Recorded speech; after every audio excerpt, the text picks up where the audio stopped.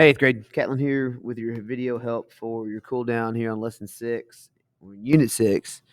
And we're looking at slopes of fitted lines, and we're estimating what their slopes are, and we're interpreting what that slope represents in context to the problem. So we're looking at this trend in the price of used cars. It's very similar to one that we actually looked at in class today. But instead of it based upon mileage, it's based upon the year. S- So, like older cars back in 2006, 2008 have lower value, whereas newer cars in years that are more recent to now are going to have more value because they probably don't have as many miles on them, they haven't been driven as much, and they're newer. So people tend to spend more money on those newer cars. So as we look at this trend, it's obvious that when we look at the slope of the trending dots, that its slope is positive. So our first question there is really simple. It's going uphill from left to right, so it's a positive slope. And then we have to use our skills of slope to estimate what we think would be the closest slope of our linear model. So we got four options: 1,000, 3,000, negative 1,000, and negative 3,000. Since it's positive, that eliminates those two options. So we know the slope of our model needs to be either 1,000 or 3,000. So to prove on whether it's one or the other, let's just do a quick little slope triangle. All right. So I'm going to do, let's see, I'm going to find a couple of dots that are really close to my line. Here's one, and here's one. I'm going to make a little slope triangle, and let's find out. Let's see, the year is going to be easy. This is 2013 to 2014. So this is over the course of 1 year. So really, whatever I find for my height here is my slope, right? So the height here is going from, it appears to be maybe like, these are counting by, think of this like 16, 17, 18,000.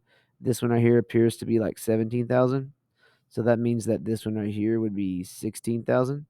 So I feel like over that year, it just went up $1,000. So my slope here seems to be this one, not 3,000, because every year it seems like they're just adding 1,000 more dollars to the price the newer that it gets.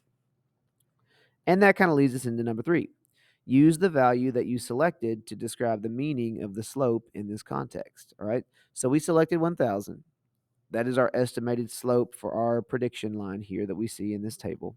What does that really mean for this scenario? Well, these are cars, and the slope is 1,000. So let's remind everybody what slope is as we've answered this question. Slope, M, is equal to change in your y over your change in your x value on your graph. Vertical change versus horizontal change. Now, on our graph, we have y-axis is the price of the car, and x-axis is the year of the car. Let me zoom out so we can see all of it together. Right? So on the y-axis, we have the price. On the x-axis, we have the year. So really, the change in the price per the change in the year. So whenever I tell you that the slope is 1,000, another way to write 1,000 is 1,000 over 1.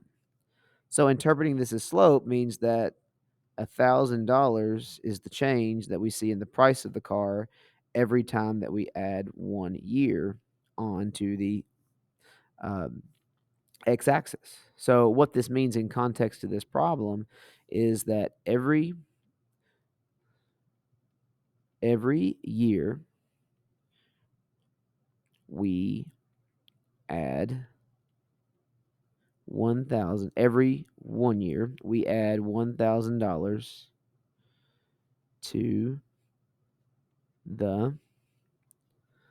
the price of the vehicle.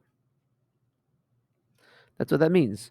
So every year that we tack on, we're just going to bump up the price about $1,000. Now, this is what our model is doing. Every 1 year we add $1,000 to the price of the vehicle based on the model. Now, this is not for sure. This is not set in stone. This is, we are anticipating, we are expecting $1,000 to tack on to the price of the vehicle every time we add a year to however old it is in this particular price. So, Uh, if the price of the car is 18 grand as a 2015, we'd expect a 2016 to be at 19 grand, which would be like right there. It just kind of falls right on that line. And seems to follow that pattern fairly well, although it's not the best estimator because we can be off by thousands of dollars for lots of these dots. But that is the general idea of what that slope represents. And that's all I got for today. We got a quiz over this kind of stuff tomorrow, and homework is due. This is the last problem of homework that you have. Later.